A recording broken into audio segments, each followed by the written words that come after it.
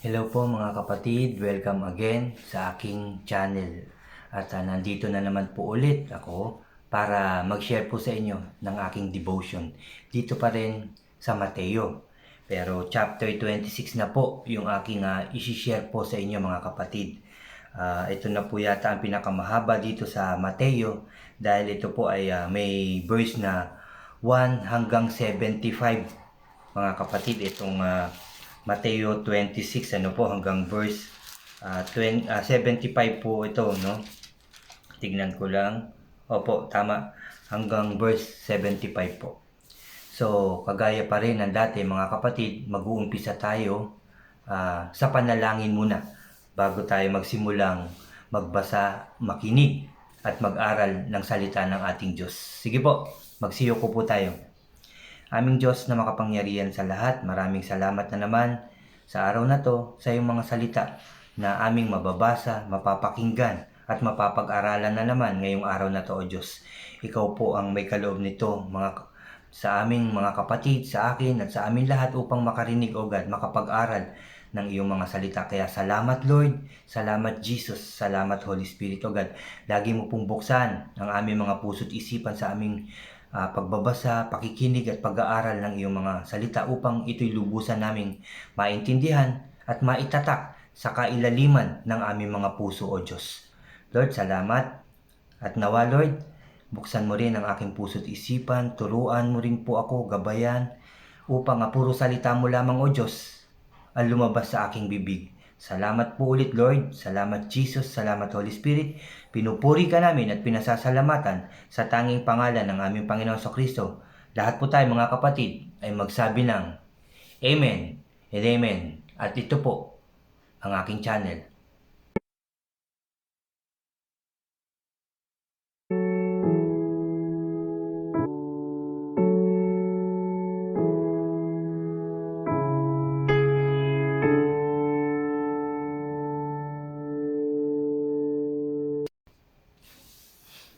Hello po ulit mga kapatid at welcome sa aking channel, Brother OG po. Doon po sa mga bago po sa aking channel, paki-subscribe po, paki-like and share ang aking mga video, ang aking mga sharing at mag-comment po kayo. At paki-click nyo na rin yung notification bell para updated po kayo sa mga iba ko pang i-upload na mga videos, mga sharing, po.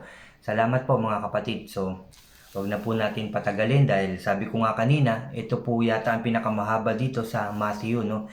Itong chapter 26 dahil ito ay may verse na 1 hanggang 75 po. So magumpisa na po tayo. Verse 1, ang balak laban kay Jesus. Matapos ituro ni Jesus ang lahat ng ito, sinabi niya sa kanyang mga alagad, gaya ng alam ninyo, 2 araw na lamang at paksaw na ang anak ng tao ay pagtataksilan upang ipapako sa krus. Ang mga punong pari at mga pinuno ng bayan ay nagkatipon-tipon noon sa palasyo ng pinakapunong paring si Caiphas, no?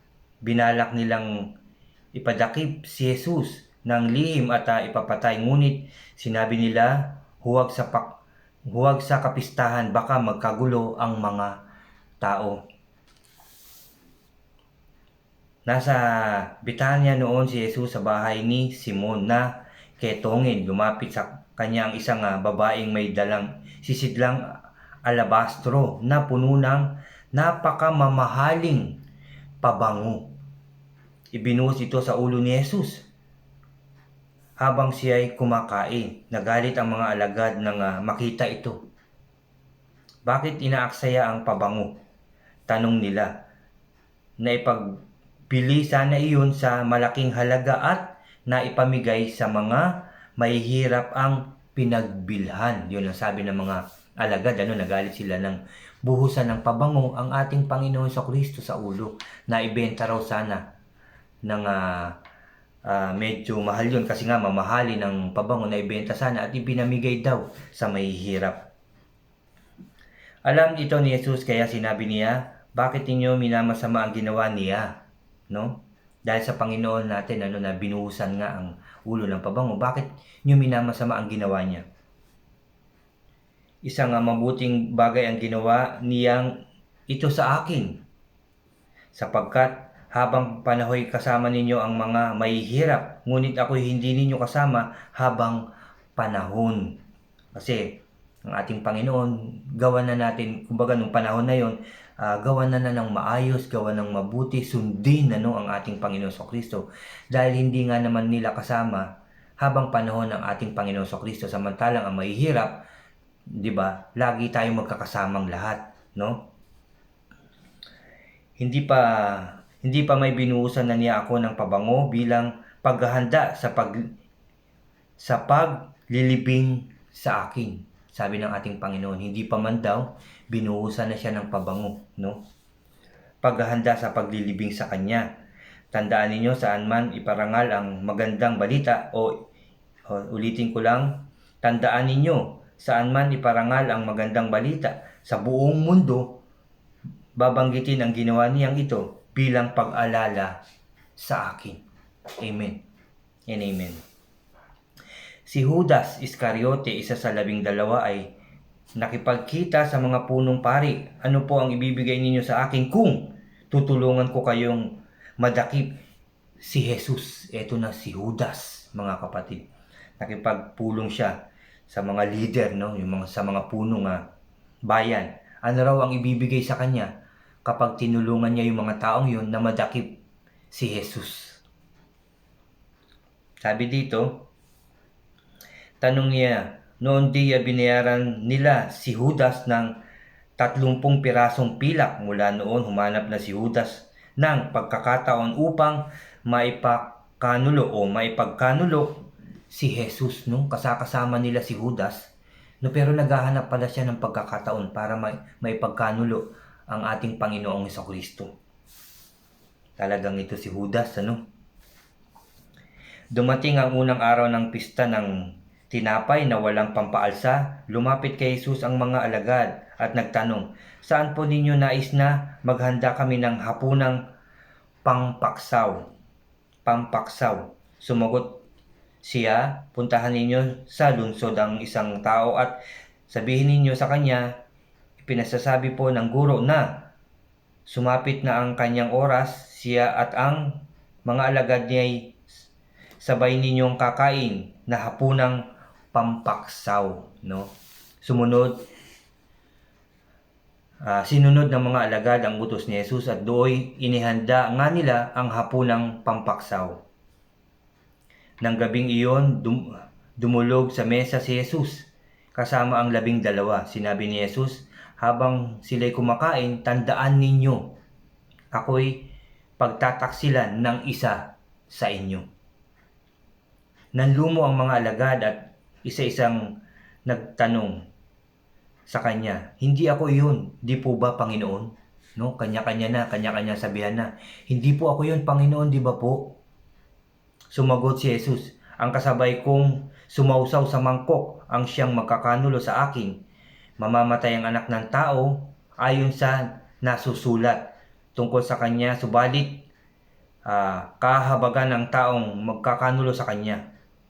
Sabi, mabuti pa sa taong iyon ang hindi na siya ipinanganak. Ulitin ko lang, verse 23, sumagot si Jesus, ang kasabay kong sumausaw sa mangkok ang siyang magkakanulo sa akin. Mamamatay ang anak ng tao ayon sa nasusulat tungkol sa kanya, subalit kahabag-habag ang taong magkakanulo sa kanya. Mabuti pa ang taong iyon ang hindi na siya ipinanganak. Si Judas na magkakanulo sa kanya ay nagtanong din, Guro, ako po ba? Sumagot si Jesus, ikaw na nga ang nagsabi, sabi ng ating Panginoon Kristo. Habang sila'y kumakain, dumampot si Jesus ng tinapay at matapos magpasalamat sa Diyos ay pinaghati-hati niya iyon. Ibinigay sa mga alagad at sinabi, kainin ninyo ito. Ulitin ko lang, mga kapatid, habang sila'y kumakain, dumampot si Jesus ng tinapay at pagkatapos magpasalamat sa Diyos ay pinaghati-hati niya iyon.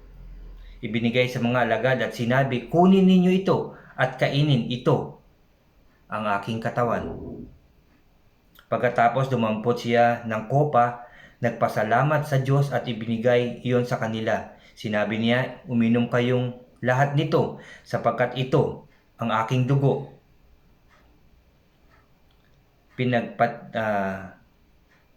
Pinapagtibay nito ang tipan ng Diyos. Ang aking dugo ay mabubuhos para sa kapatawaran ng kasalanan ng marami. Mabubuhos. Mabubuhos, mga kapatid, inuulit ko lang, mabubuhos ang dugo ng ating Panginoong Kristo para sa kapatawaran mo. Para sa kapatawaran ko at para sa kapatawaran nating lahat, no? Sabi pa rito, sinasabi ko sa inyo, hindi na ako iinom nitong alak na mula sa ubas hanggang sa araw na ako'y muling uminom nito na kasalo ninyo sa kaharian ng aking Ama. Hindi na siya makakasalo o iinom o kakain man. Makakasabay na lang daw sila, yung mga alagad, doon sa kaharian ng kanyang Ama.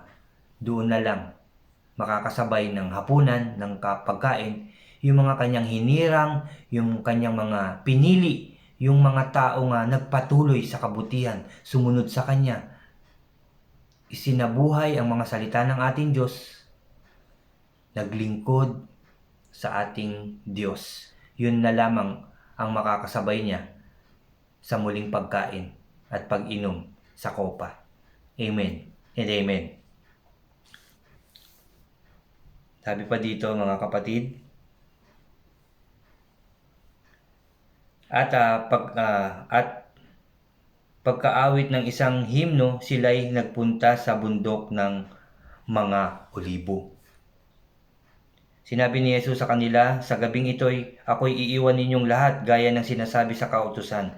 Papatayin ko ang pastol. Sabi ito sa kasabihan, sa kasulatan, mga kapatid. Ulitin ko lang, verse 31.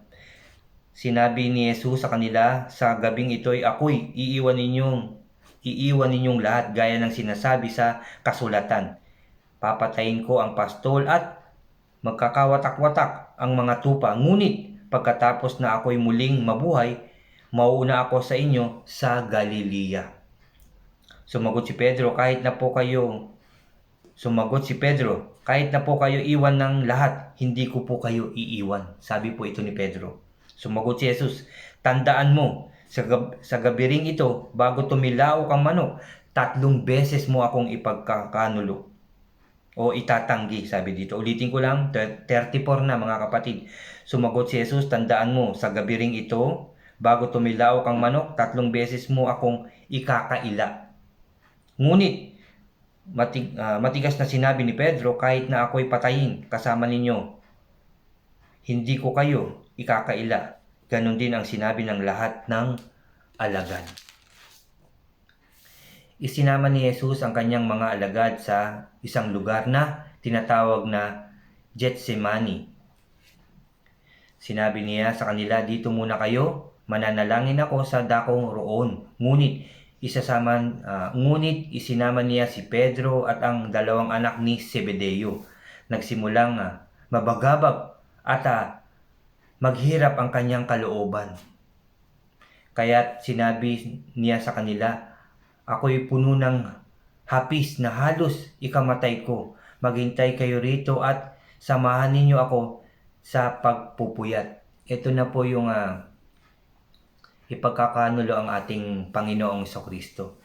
Narinig niyo po, mga kapatid, o nabasa niyo po kung meron man kayong hawak na Biblia. Sabi po dito, mga kapatid, kaya't sinabi niya sa kanila, ako'y puno. Pakinggan niyo to, mga kapatid. Verse 38. Kaya't sinabi niya sa kanila, ako'y puno ng hapis na halos ikamatay ko.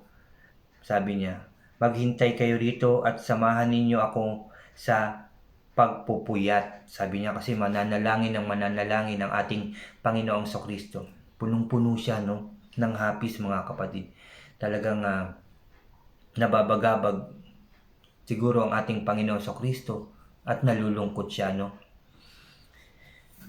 Lumayo siya ng kaunti, nagpatira pa siya at nanalangin, Ama ko, kung maaari po ilayo ninyo sa akin ang kopang ito, ng paghihirap.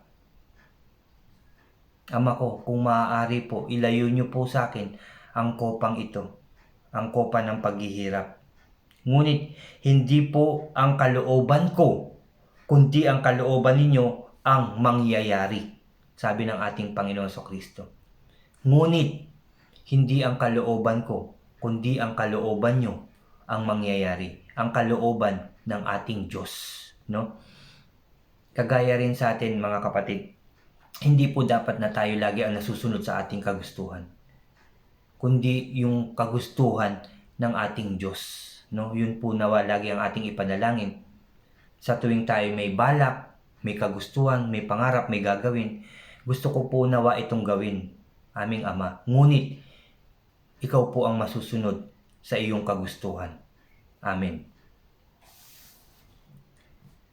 Nagbalik siya at dinatnan niya nga natutulog ang tatlong alagad. Sinabi niya kay Pedro, talaga bang hindi kayo makapagpuyat na kasama ko kahit isang oras man lamang? Magbantay kayo at manalangin upang huwag kayong madaig ng tukso. Ang espiritu'y nakahanda, ngunit ang laman ay mahina. No, kaya dapat tayong laging mananalangin. Sa tuwing tayo nababagabag, nalulungkot, nag-aalala, no? Manalangin tayo ng manalangin upang palakasin ng ating Diyos ang ating loob, mga kapatid. Kagaya ng sinabi ng ating Panginoong Kristo na sinabihan niya, magbantay kayo at manalangin upang huwag kayong madaig ng tukso. Ang espiritu'y nakahanda, ngunit ang laman ay ayaw, no? Ay mahina. No, ang espiritu natin handa lagi makipaglaban yan. Ngunit ang ating laman, ang ating katawan minsan ay sumusuko na, umaayaw na. Pero handa pa rin ang bigay na espiritu sa atin ng ating Diyos. Handa pa rin lumaban, magpuyat, manalangin, lumaban. Ngunit yung laman ay ayaw na. Pagod na. Gusto nang matulog.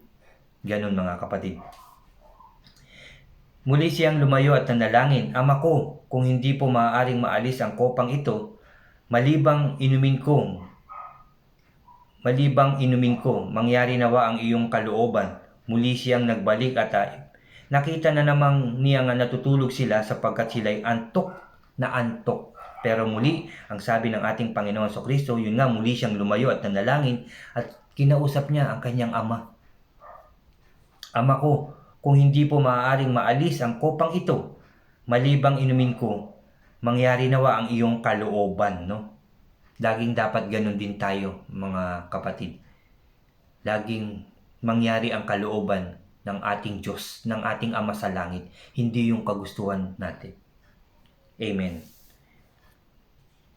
Iniwan niyang muli ang tatlong alagad at siya ay nanalangin, at iyon din ang kanyang sinabi. Nagbalik na naman siya sa mga alagad at sinabi sa kanila, natutulog pa ba kayo at nagpapahinga? Dumating na ang oras na ang anak ng tao ay ipagkakanulo. Sa mga makasalanan, bumangon kayo at tayo na, narito na ang magtataksil sa akin. Amen. Nagsalita pa si Jesus nang dumating si Judas na kabilang sa 12, may kasama siyang maraming tao na may dalang mga tabak at pamalo.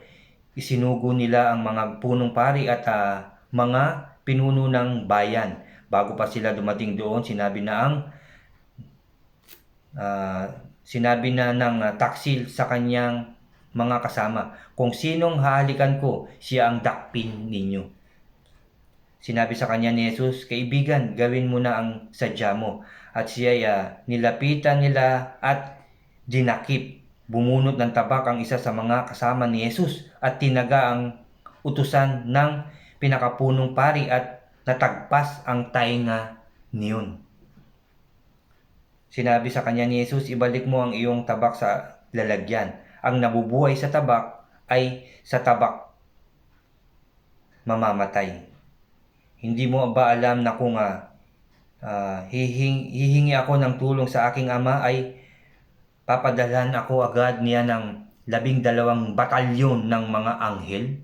No? Kung hihingi talaga ang ating Panginoong Kristo ng tulong sa kanyang ama, Papadalan siya ng napakaraming anghel upang siya ipagtanggol. Pero mga kapatid, hindi niya yung ginawa para matupad, para tayo'y mapawalang sala, para tayo mapatawad sa ating mga kasalanan. Ginawa niya yun, mga kapatid, na hindi niya tawagin o humingi ng tulong sa kanyang ama upang mangyari ang dapat mangyari, na siya ay pahirapan, patayin para sa ating lahat. Amen and amen. At salamat sa ating Panginoong Kristo. Salamat po. Sabi pa dito, ngunit paano nga matutupad ang mga kasulatan na nagsasabing ito'y dapat mangyari? Diba? Kung gagawin niya na humingi siya ng tulong at padadalan siya ng kanyang ama ng 12 batalyong mga anghel. Sabi niya, ngunit paano matutupad ang mga kasulatan na nagsasabing ito'y dapat mangyari, di ba? Binalingan niya ang mga tao at sinabi, ako ba'y tulisan at naparito ako may mga tabak at pamalo upang kayo'y dakpin? Araw-araw nakaupo akong nagtuturo sa templo, ngunit hindi ninyo ako dinakip. Ngunit nangyari ang lahat ng ito upang matupad ang sinabi ng propeta. Tumakas ang mga alagad at iniwan siyang mag-isa. Dinalan si Jesus ng mga dumakip sa kanya sa bahay ni Caiphas at pinakapunong pari. Doon nagkatipon-tipon ang mga tagapagturo ng kautusan at ang mga pinuno ng bayan. Sumunod si Pedro, ngunit hindi gaanong lumapit. Pagdating sa tahanan ng pinakapunong pari, pumasok siya sa bakuran at naupo sa patio kasama ang mga bantay. Nais niyang makita kung ano ang mangyayari. Samantala ang mga punong pari at ang buong Sanhedrin ay naghanap ng sasaksi laban kay Jesus upang ito'y maipapatay. Kahit na maraming humarap at sumaksi ng kasinungalingan tungkol sa kanya, wala silang matagpuang makakapagpatotoong si Jesus ay dapat mamatay. Wala silang makita, no? Na kahit na mga kapatid, upang maipapatay si Jesus. Sabi pa dito, sa wakas may dalawang humarap at sinabi ng taong ito na kaya daw niyang gibayin ang templo ng Diyos at muli itong itayo sa loob ng 3 araw, no? May dalawang nagpatotoo. Sabi dito, sa wakas may dalawang nagpatotoo na lumapit, na sinabi nga daw ng ating Panginoon Kristo na kaya niyang gibain ng templo, no? At sa loob lamang ng 3 araw ay kaya niya muli itong buuin. Sinabi niya talaga yun, di ba mga kapatid? Pero sinabi niya yun sa kanyang inaano niya yung kanyang katawan, na kaya niyo yan na patayin o ipapatay, ngunit kaya niyang buhayin sa loob lamang ng 3 araw, mga kapatid. Tumayo ang pinakapunong pari at sinabi kay Jesus, wala ka bang isasagot sa paratang na ito laban sa iyo? Ngunit hindi umimik si Jesus, kaya't sinabi sa kanya ng pinakapunong pari, inuutos ko sa iyo na sa ngalan ng Diyos na buhay, sabihin mo sa amin kung ikaw ang Kristo, ang anak ng Diyos. No? Tumayo at tinanong siya, sabihin mo sa aming harapan kung ikaw ang Kristo, kung ikaw ang anak ng Diyos. Sumagot si Jesus, kayo na ang nagsabi. At sinabi ko pa sa inyo, di na magtatagal at makikita ninyo ang anak ng tao na nakaupo sa kanan ng makapangyarihang Diyos at dumarating na nasa alapaap. Pagkarinig nito, pinunit ng pinakapunong pari ang kanyang damit at sinabi, nilalapastangan niya ang Diyos. Hindi na natin kailangan ng mga saksi. Narinig ninyo ngayon ang kanyang paglapastangan sa Diyos. Ano ang pasya ninyo? Sumagot sila, dapat siyang mamatay. Sabi ng mga taong iyon, mga kapatid.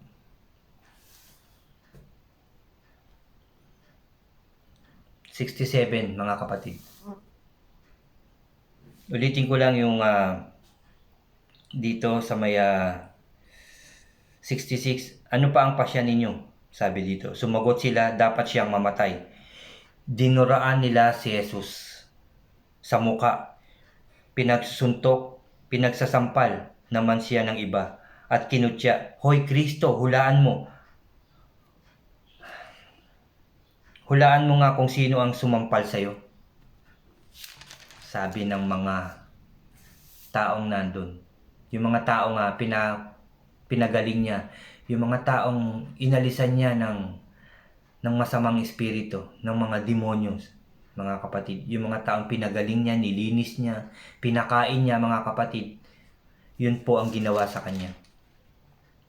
Dinuraan nila si Jesus sa mukha at pinagsusuntok, pinagsasampal naman ng iba at kinutya, "Hoy Kristo, oh Kristo," sabing ganyan. Hulaan mo kung sino ang sumampal sa iyo." Samantala si Pedro ay nakaupo noon sa patio, nilapitan siya ng isang utosang babae at sinabi sa kanya, "Kasamaan ka rin ni Jesus na taga Galilea, hindi ba?"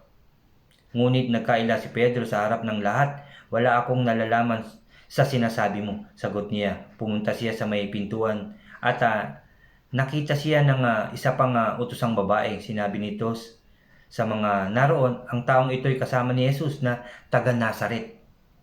Muling nagkaila si Pedro, "Isinusumpa ko, hindi ko kilala ang taong iyon." No? Pero sinabi ni Pedro kanina, di ba? Kahit ipapatay siya o patayin siya, hindi niya iiwan o ipagkakaila ang ating Diyos, ang ating Panginoong Jesucristo. Pero nandito, nabasa natin, 3 beses nga niyang pinagkaila. Muling nagkaila si Pedro, "Isinusumpa ko, hindi ko kilala ang taong iyan." Pakalipas ang ilang sandali, lumapit kay Pedro ang mga naroon. Sinabi, "Isa ka sa mga tauhan niya. Halatang halata ka sa punto na iyong pagsasalita." Sumagot si Pedro, "Mamatay man ako, talagang hindi ko nakikilala ang taong iyan." Pagkasabi nito, tumilawok ang manok. Naalala ni Pedro ang sinabi ni Jesus, "Bago tumilawok ang manok, 3 beses mo akong ikakaila." Lumabas siya at tumangis ng buong kapaitan.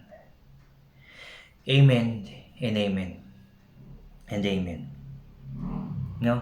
Mga kapatid, narinig nyo, no? Nabasa nyo na sa kabila ng ginawa ng ating Panginoon Jesucristo sa mga tao noon, no, sa Galilea, sa Nazaret, no, kung saan man nandun nagpunta ang ating Panginoong Jesucristo, nagpagaling, naglinis ng mga may ketong, nag-alis ng mga demonyo, yung mga sumapi, di ba? Inalis niya yon, nilinis niya, pinakain niya ang libu-libong tao, naghayag siya ng salita ng ating Diyos, no, nangaral siya, nagturo ng magagandang balita na galing sa ating Diyos sa kanyang Ama. Pero ang ginawa pa rin, pinagkanulo, dinuraan, sinampal, sinuntok, mga kapatid. Napakasakit nun, no? Ito ang pinakamasakit na part na basahin, itong Matthew 26, mga kapatid. Kung ito yung inyong mauulit, ulitin nyo po. Napakaganda po nito. So, yun po ang aking sharing ngayon, mga kapatid. At marami na naman tayong natutunan. Nawa tayo rin ay maging mabuti sa ating kapwa, mga kapatid. Kagaya ng tinuturo sa atin ng ating Panginoon Jesucristo, alalahanin natin palagi ang kanyang mga ginawa, ang kanyang mga sinabi, ang kanyang mga katuruan. Alalahanin natin, isapuso natin yung ating mga nababasa at naririnig na salita ng ating Diyos. Isapuso natin itong sharing na to, mga kapatid. At i-share din natin sa ating mga mahal sa buhay. Kung talagang mahal natin sila, i-share natin ang mga ginawa ng ating Panginoon Jesucristo para sa iyo, sa akin, at sa ating lahat, at sa mga darating pang henerasyon, mga kapatid.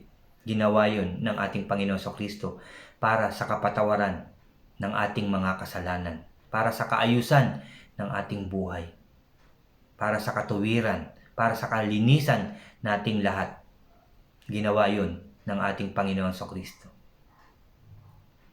Amen and amen. Salamat pong muli, mga kapatid. sa pakikinig nyo na naman sa akin. Medyo talagang nalungkot lang ako nang pabasa ko ulit itong Matthew 26 Pero kailangan ko itong sabihin, kailangan ko itong i-share sa inyo upang malaman nyo rin ang pinasasabi ng ating Diyos para sa ating lahat. Salamat po ulit. Mga kapatid, tayo ulit ay mananalangin. Magpapasalamat sa ginawa ng ating Panginoon Kristo para sa atin. Magsiyoko po tayo.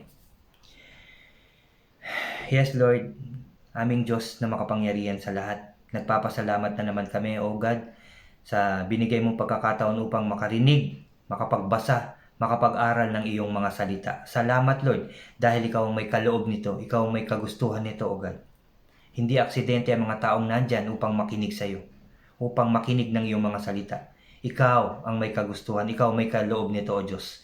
Kaya kami nagpapasalamat ng gusto sa iyo, O God. Thank you, Lord. Thank you, Lord, dahil ang gusto mo sa amin ay maging maayos, maging matuwid, maging malinis, O God. Yan po ang iyong kagustuhan sa bawat isa. Salamat, Lord. Salamat, Jesus. Salamat, Holy Spirit. Aming Panginoong Jesucristo, salamat. Una, patawarin mo po kami sa aming mga kasalanan, sa aming mga nagawa, sa mga ninuno namin na nagkasala ng gusto sa iyo. Sinaktan ka, O Diyos. Kami humihingi ng tawad.